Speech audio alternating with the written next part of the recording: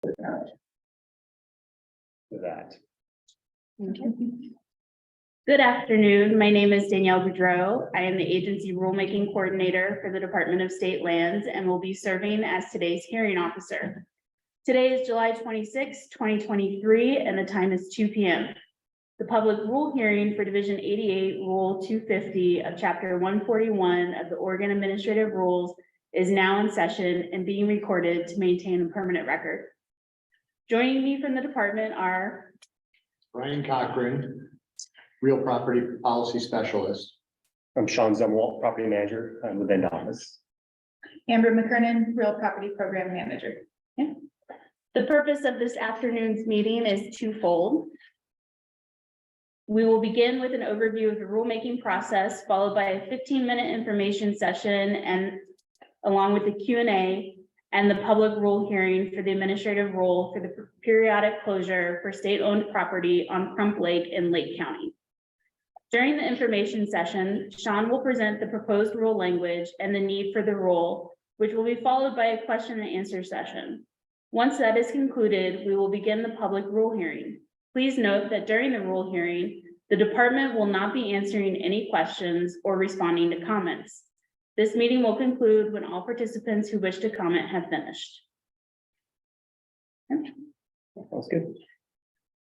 So our participation guidelines is we ask that everybody be respectful of each other and DSL representatives, to keep your mic muted unless it is your turn to speak, provide comments during the hearing portion of the meeting, heed any reminders to follow these guidelines.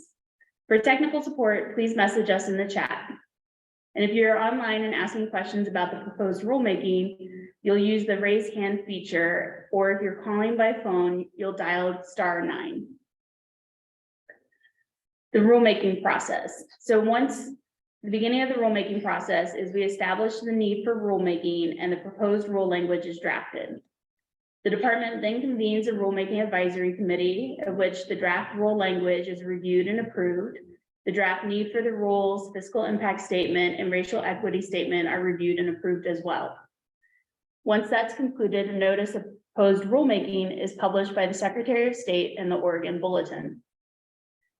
And then a public comment period is open for 30 days following the publication of the notice. In this case, it's July 1st to July 31st. A public rule hearing is held, which is what we are doing today. The proposed rule language is then presented to the State Land Board for final approval, and the approved rule language is then filed with the Secretary of State. Our Crump Lake rulemaking timeline is that we initiated rulemaking in November of 2022. In December of 2022, we had discussions, drafted the rules, and sent outreach letters. In spring of 2023, the Rulemaking Advisory Committee convened twice, once in April and once in May. And currently, during summer of 2023, we're having our public hearing.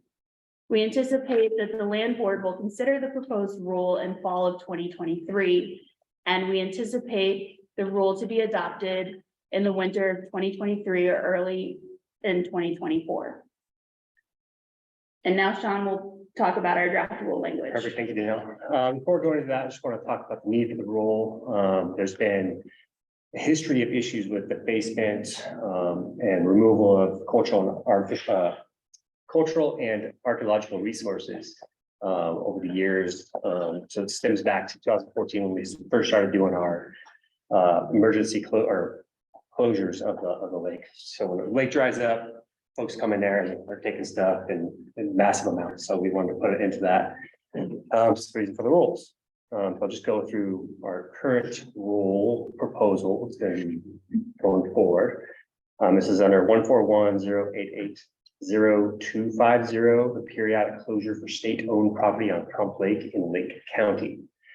All state-owned lands under the jurisdiction of the Oregon Department of State Lands that are located within and around Crump Lake, beginning at the southern boundary of Township 38 South, terminating at Stone Bridge located at 42 degrees, 21 minutes, 17.032 seconds north, 119 degrees, 50 minutes, 19.9203 seconds west, are closed to all access by motorized vehicles or pedestrian traffic Excepted from this restriction are government personnel on official business, vehicles and persons involved in rescue or emergency activities, adjacent landowners inspecting or maintaining fences, and hunters on foot in possession of valid controlled hunt tags for Beatty's Butte Wildlife Management Unit, actively engaged in scouting or hunting deer or antelope, or unless otherwise authorized by the department in writing through the real property program.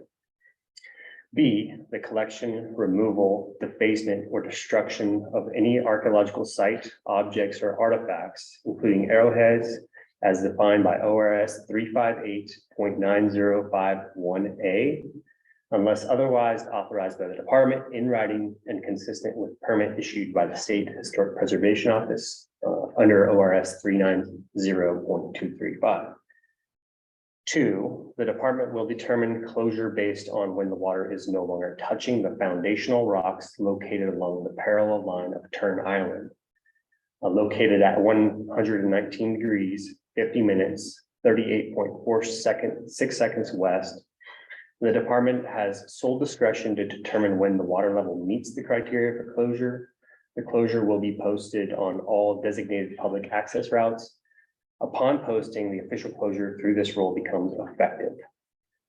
3, the department will determine when to lift the closure based on when the water level refills and is again touching the foundational rocks described above. The department has sole discretion to determine when the water level meets the criteria to lift the closure. The department will provide notice that the closure is lifted by replacing the closure signs with signs confirming access is open. In the absence of signs, the public will assume the closure is in place unless confirmed in writing by the department. Here are some images of kind of what it looks like when it's wet and then when it's dry. If you're out there now, it's definitely wet currently. We can go to the next one. And so here is some kind of what the foundational rocks we're speaking of kind of showed in this image. Clearly they're underwater right now. If it recedes past those, so we're gonna make that determination and go out there, remove signs, post signs. And that's kind of the access routes, as you can see on the map there. I can speak from experience. There's definitely not much travel across some of those roads on the east boundary. So currently the lake is open. Oh, and then also just to go into why we're using water levels. So Crump Lake has annual water fluctuations, which means the wide variability of lake levels doesn't work well with range of dates. So we can't just do seasonal closures. So in high water years, the lake may not need to be closed, such as this year, most likely. But in exceptional drought years, access may be open only for a short period, if at all. At this time, there are some additional resources at this website, www.oregon.gov/DSL/laws, and pages, rulemaking. Some great resources there. You always contact us. I'm not sure if there's going to be contact information on the end of this. There will be. Perfect. Yes. And then any Q&A, I don't know if there's anybody on right now, but if you have any questions, Melanie? Yeah, so say you guys decide to open it, how long will it take for you to get it posted? Will you drive down like the next day from Bend to make sure that's posted quickly, or? Yeah, how does it'd that be, work? once we make that decision, it'll be within that next day or that same week, I would say. Okay, Yeah. Other questions? Okay, thank you. sorry. Very good. All right. So thank you, Sean. And at this time, we'll begin the public rule hearing portion of this afternoon's meeting. If you wish to provide an oral comment, please raise your hand now and we'll call on you in the order in which hands are raised. We'll first call on the individuals present in the room and then those participating online if anyone joins us online. Currently, we don't have anybody joining us online. And for the record, if you are providing an oral comment, we ask that you clearly state your name and affiliation before providing the comment. And as a reminder, the department will not be answering questions or responding to comments during the rule hearing. If you wish to provide written comment, we will share the methods to submit those. Any comment? Not Thank this time. Thank you. So if you wish to provide written comment, those can be submitted through July 31st at 5 p.m. And I have the email address up there for submitting a written comment, or you can go to our proposed rulemaking page, which is listed there as well, to provide comment via comment form, but the comment form also goes to the email address. So the email address is monitored daily by myself.